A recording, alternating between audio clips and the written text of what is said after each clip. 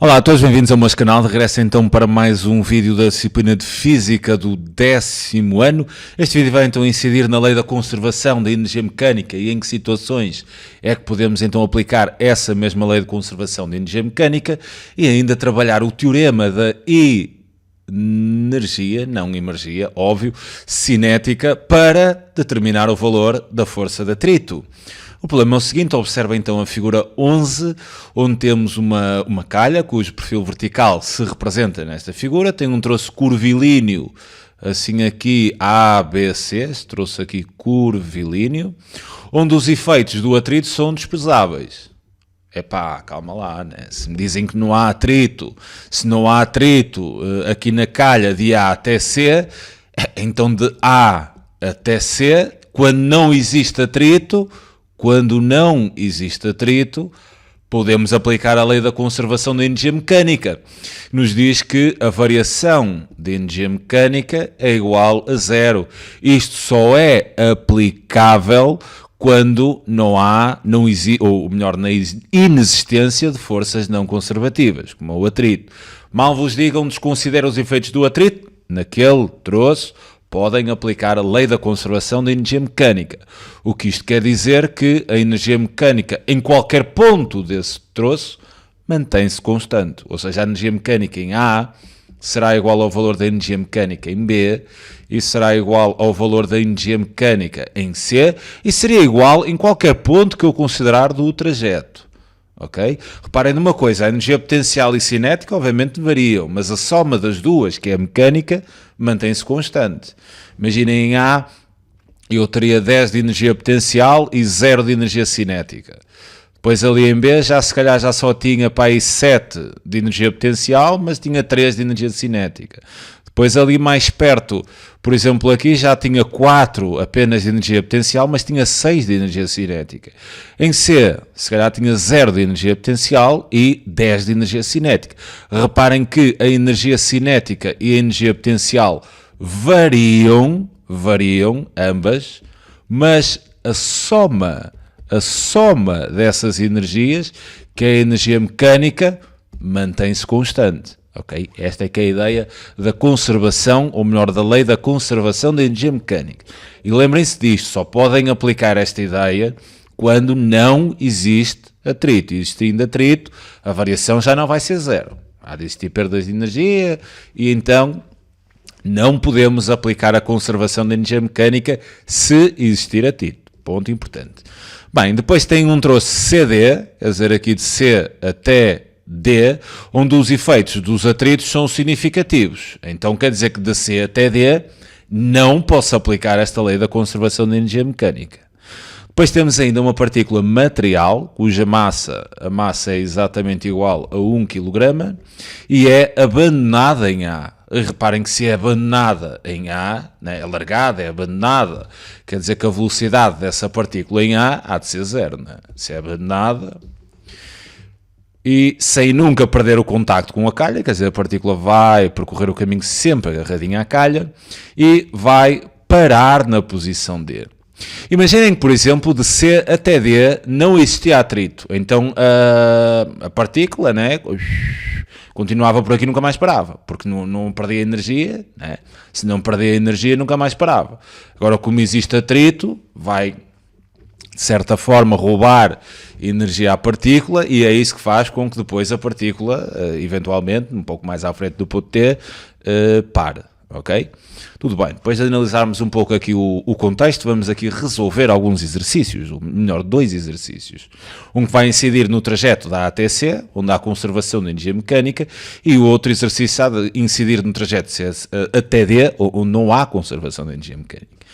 Bem, questão 21.1. Calcula então o valor da velocidade em C. Eu quero determinar a velocidade no ponto C e eu sei que a velocidade em A é igual a 0 metros por segundo e sei que de A até C não há atrito. Então posso aplicar aqui esta ideia da conservação da energia mecânica existir, ou seja, a variação é zero, então a energia mecânica vai ser igual em todos os pontos. Agora, que pontos é que eu vou usar? Reparem que nós sabemos que a energia mecânica, vou colocar assim aqui, é exatamente igual à soma da energia potencial mais a energia cinética. Isto num determinado ponto, se estiver a trabalhar a energia mecânica em A, há de ser a energia potencial em A mais a energia cinética em A. Sabemos também que a forma da energia potencial, por exemplo, no ponto A, seria o produto entre a massa, a aceleração gravítica e a altura exatamente da partícula. Nesse ponto, vou designar aqui como A, e sabemos ainda que a energia cinética, também no ponto A, é dada pelo produto entre o meio da massa vezes a velocidade nesse ponto, ou seja, VA ao quadrado. O que quer dizer que se eu quero determinar a velocidade em C, faz todo sentido eu trabalhar esta ideia da energia mecânica, porque a velocidade no ponto C há de aparecer, não é? Mas, quer dizer, vou trabalhar esta conservação em que pontos, não é? Em que pontos é que eu vou trabalhar? Obviamente vou trabalhar no C, porque eu quero a velocidade em C, então o C tenho que usar. E qual é o outro ponto que eu vou utilizar? Vai ser o ponto A. E porquê é que vou utilizar o ponto A? Porque eu tenho dados relativamente ao ponto A, tão simples como isso. Tenho a velocidade da partícula em A, que é 0, e também tenho a altura da partícula em A, que são 5 metros. Então vou relacionar a igualdade entre os valores da energia mecânica entre o ponto A e no ponto C. Então vou dizer mesmo isso. A energia mecânica em A há de ser igual ao valor da energia mecânica em C. E agora vou começar aqui a abrir isto para as respectivas fórmulas. A energia mecânica em A será então a energia potencial em A mais a energia cinética em A, que será ainda igual ao valor da energia potencial no ponto C, mais o valor da energia cinética da partícula no ponto C. Vou agora abrir para as fórmulas das energias. A energia potencial em A vai ser então o produto entre a massa, a aceleração gravítica e a respectiva altura no ponto A, mais a energia cinética em A, que vai ser 1/2 da massa vezes a velocidade em A ao quadrado, e há de ser igual ao valor da energia potencial em C, que será a massa vezes a aceleração gravítica vezes a altura no ponto C, mais o valor da energia cinética, que será 1/2 da massa vezes a velocidade em C ao quadrado. Agora reparem no seguinte, nós temos aqui dois dados importantes. E se eu definir assim aqui a base da calha como a referência da energia potencial gravítica, ou seja, se eu definir assim aqui a base da calha como o ponto da altura zero, o nível de referência da altura, então eu vou, e sabendo que a velocidade em A é igual a 0, então reparem, convém que digam isto, né? A velocidade em A é igual a 0 metros por segundo e a altura do ponto C coincide com o nível de referência, então a altura do ponto C é igual a 0 metros, o que quer dizer que eu posso cancelar esta energia cinética no ponto A, porque a velocidade é nula, e posso cancelar esta energia potencial em C, porque a altura é nula. E vou ficar com uma forma reduzida a esta igualdade. Massa da partícula vezes a aceleração gravítica vezes a altura em A, a ser igual a 1/2 da massa vezes a velocidade em C ao quadrado. Reparem que isto é tudo a multiplicar, ou seja, massa de um lado, massa do outro, dividiria, né, pela massa ambos os membros, posso cancelar, se não vos deve ser estranho, imaginem se tiverem 5x igual a 5y, quer dizer, vocês os 5 podiam cancelar porque estariam a multiplicar por ambos os membros, ok? E sendo assim, ficamos com esta ideia, eu só substituo mesmo no final, mesmo no final. Ando aqui sempre a trabalhar com as ideias, só substituo valores no fim, no último cálculo. Ficaria então reduzida a aceleração gravítica vezes a altura em A, a ser igual ao meio da velocidade em C, e um meio de alguma coisa, né? Posso dizer que é a velocidade em C ao quadrado, a dividir por 2. Multiplicaria então ambos os membros por 2 e posso ler a equação da direita para a esquerda, sem qualquer problema, e posso então dizer que velocidade em C ao quadrado, 2 está a dividir, passa a multiplicar, e ficaria 2 vezes a aceleração gravítica vezes a altura em A, explicitando mesmo a velocidade em C, que é o que eu pretendo, eu obteria então que a velocidade em C seria simplesmente igual à raiz quadrada do dobro do produto entre a aceleração gravítica e a altura em A. Ou seja, está aqui então deduzida a fórmula para determinarmos a velocidade em C. Mais uma coisa, assim, uma daquelas alertas que eu penso que devo dar. Bem, isto está aqui deduzido à forma da velocidade em C, mas vocês não podem chegar ao teste e espetar isto, ok? Têm que fazer a dedução. Não podem chegar ao teste e dizer, a velocidade vai ser a raiz quadrada do dobro. Não, não podem fazer isto. Claro que podem ter esta noção, óbvio, devem ter, mas não podem chegar à questão no teste e colocar logo isto assim. Não podem fazê-lo, ok? Têm que fazer a dedução para trabalhar isto. E então, agora calculando mesmo a velocidade em C, vai ser raiz quadrada do dobro, consideramos então a aceleração gravítica como 10 metros por segundo ao quadrado, vezes a altura do ponto A, que são 5,0 metros. 5 vezes 2 dá 10, 10 vezes 10 dá 100, raiz quadrada de 100 a dar então 10 metros por segundo. Então, velocidade em C são 10 metros por segundo, e tínhamos então aqui a questão resolvida. Passemos então à linha 2. Na linha 2 pedem-me para calcular a intensidade da força de atrito suposta constante, quer dizer, neste trajeto C até D já existe atrito, ou seja, já não é desprezável o atrito, então irá existir atrito, logo esqueçam conservação da energia mecânica, não se dá, e queremos então o valor, ou seja, a intensidade dessa mesma força de atrito que atua sobre a partícula neste troço de C até D. Tudo bem, como é que nós podemos fazer isto? Vamos pensar aqui numa coisa. Se eu pensar assim aqui na partícula, vou considerar a partícula assim como um bloco. Vou imaginar assim a partícula aqui como um bloco. E vou pensar nas forças que atuam na partícula neste momento, no trajeto C até D. Então tenho assim o peso, não é? O peso. Tenho a reação normal da calha, sempre que há contacto há a reação normal da superfície, que é perpendicular à própria superfície. E tenho ainda a força de atrito, que se o bloco se desloca assim, neste sentido, a força de atrito aponta sempre no sentido contrário ao movimento, ou seja, há de apontar então neste sentido. Terei então aqui assim a minha força de atrito. Tudo bem, mas como é que nós podemos determinar a intensidade desta força de atrito? Eu vou aplicar aqui o teorema da energia cinética, ou a lei do trabalho e energia. Então, aplicando o teorema da energia cinética, nós temos que o trabalho da força resultante é simplesmente igual à variação da energia cinética. Extremamente importante esta fórmula, esta ideia, e aparece bastantes vezes. Agora, o que é o trabalho da força resultante? Bem, vocês aqui tinham duas hipóteses, ou terminam a força resultante e depois aplicam um trabalho a essa força resultante, ou então podemos pensar que o trabalho da força resultante é a soma de todos os trabalhos, ou seja, do trabalho de todas as forças que estão a atuar no bloco.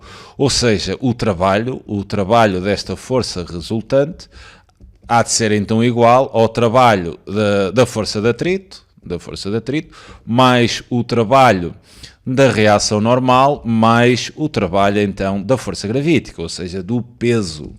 E se pensarmos também na forma do trabalho, que é o trabalho de uma força qualquer, é exatamente igual à intensidade dessa força, vezes o deslocamento, vezes o cosseno do ângulo que essa força vetorial há de fazer com o vetor deslocamento. Percebemos aqui uma coisa. Reparem, eu vou aqui marcar o vetor deslocamento. Estou aqui a escolher uma cor, pode ser laranja. Vou marcar o vetor deslocamento, imaginemos que ponto C estava aqui, quer dizer, o vetor deslocamento há de ser isto, não é? Há de ser daqui até D. Há de ser assim, este há de ser o meu vetor deslocamento. Então reparem no ângulo que esta reação normal faz com o trabalho. Se a reação normal é perpendicular à superfície, se eu colocasse aqui assim a normal, né, o ângulo, estão a ver que é 90 graus. E quanto é que é o cosseno de 90 graus? 0. Então, o peso vai acontecer a mesma coisa. Na bota de deslocamento estava aqui, o ângulo também vai ser 90 graus. Então, podemos tirar a conclusão que todas as forças que interajam numa direção perpendicular ao deslocamento vão produzir trabalho nulo. Ou seja, eu vou dizer aqui como o trabalho da reação normal é igual a 0 e o trabalho do peso também é nulo, visto que o ângulo entre que a força, neste caso, que era normal, que era o peso, faz com o vetor de deslocamento é igual a 90 graus, né? Daí o trabalho ser nulo, porque o cosseno de 90 é 0, e 0 é o elemento absorvente da multiplicação. Então eu posso daqui inferir que nesta situação, cuidado, se existissem aqui mais força, eu estivesse a puxar aqui ou assim, já o trabalho da força resultante não era igual ao da força de atrito, mas nesta situação eu posso dizer que o trabalho da força resultante há de ser simplesmente igual ao trabalho da força de atrito. Nesta situação, volto a reforçar, imaginem que aqui no bloco estava assim uma força F1 a puxar o bloco, também o trabalho da força resultante já não era só o trabalho da força de atrito. Cuidado, eu já teria aqui outro trabalho também daquela força F1 que tinha considerar no trabalho da força resultante. Esta ideia é válida para esta situação. Cuidado com estas coisas. Sendo assim, então este trabalho da força resultante há de ser simplesmente o trabalho da força de atrito. Então eu posso dizer que o trabalho da força de atrito há de ser igual à variação da energia cinética no trajeto de C até D. Tudo bem, vou trabalhar também aqui esta ideia da variação da energia cinética. Reparem que, quer dizer, pelo que me dizem aqui, uma partícula material é abandonada em A sem nunca para na posição D. Então, quer dizer, se para na posição D, naquela posição, a velocidade se parou, né? Vai ser 0 metros por segundo. Ok? Eu vou apagar aqui esta força F1, que isto era só uma parte que eu estava aqui a dar. Não tem nada a ver com o exercício. Sabemos então que a velocidade em D é 0. Então, como é que calculamos a variação da energia cinética de CD? O que é uma variação, né? O que é uma variação? Imaginem que vocês vão assim num carro, num automóvel, e vão a 50 km por hora, né? E aceleram um bocadinho e mais à frente, quer dizer, já estão a 70 km por hora. Qual foi a variação da velocidade? Vocês vão dizer 20, né? Como é que fizeram? 70 menos 50. Ou seja, uma variação é sempre aquilo que têm no final menos o que têm no início. Então a variação de energia cinética no trajeto de C até D será exatamente igual ao valor da energia cinética em D, ou seja, no final, menos o valor da energia cinética inicial, que vai ser no ponto C. O que isto me quer dizer que a variação da energia cinética em D vai ser 0, porque a velocidade é igual a 0, então a variação da energia cinética vai ser menos, aqui vai ser 0, porque a velocidade é nula, lembra-se o meio da massa vezes a velocidade em D ao quadrado, isto acontece porque VD é igual a 0 metros por segundo, então ficará menos o valor da energia cinética. Em C, vou abrir para a fórmula, o meio da massa vezes a velocidade em C ao quadrado. Ou seja, a variação da energia cinética da partícula vai ser dada por esta expressão.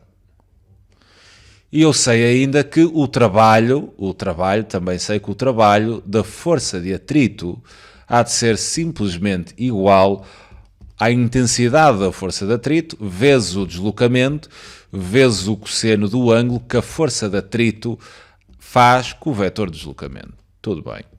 Então vou substituir aqui nesta ideia inicial do trabalho da força resultante, será a variação de energia cinética. Trabalho da força de atrito, vou abrir para isto, porque o que eu pretendo é a intensidade da força de atrito. Então posso dizer que a força de atrito vezes o deslocamento, a força de atrito, nível de intensidade, né, o módulo, vezes o cosseno do ângulo que a força de atrito há de fazer em termos vetoriais com o vetor de deslocamento, será igual à variação da energia cinética, que é menos o meio da massa vezes a velocidade ao quadrado, que vou escrever isto desta forma, ou seja, menos mvc ao quadrado sobre 2. É igual ter menos o meio vezes isto, é a mesma coisa que ter massa vezes velocidade sobre 2, obviamente menos.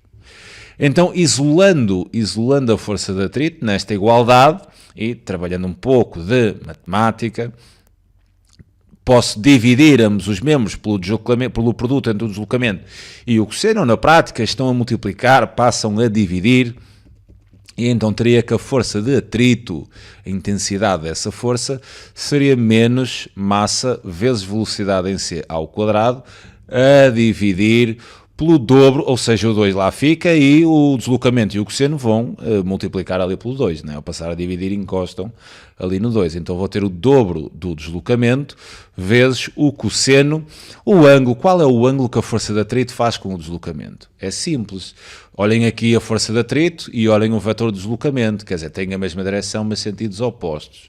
Nós vamos ter a força de atrito assim neste sentido e vamos ter o vetor, né? E vamos ter o vetor de deslocamento neste sentido. Qual é o ângulo entre os dois? 180 graus. Então vamos ter aqui o cosseno de 180. Agora é só uma questão de por cálculo, nada mais. Quer dizer, o valor da força de atrito será então igual, agora é só substituir, menos a massa da partícula era 1 kg, vezes a velocidade em C ao quadrado, ou seja, 10 ao quadrado, a dividir pelo dobro do deslocamento. O deslocamento foram 20 metros, então 2 vezes 20, vezes o cosseno de 180, que é simplesmente menos 1. Então vamos concluir que a intensidade da força de atrito são 2,5 newtons, exatamente como tínhamos ali na resposta. Fico-me então por aqui quanto a este vídeo sobre a lei da conservação da energia mecânica e também trabalhando o teorema da energia cinética para descobrir o valor da força de atrito. Ok? Vá, um abraço.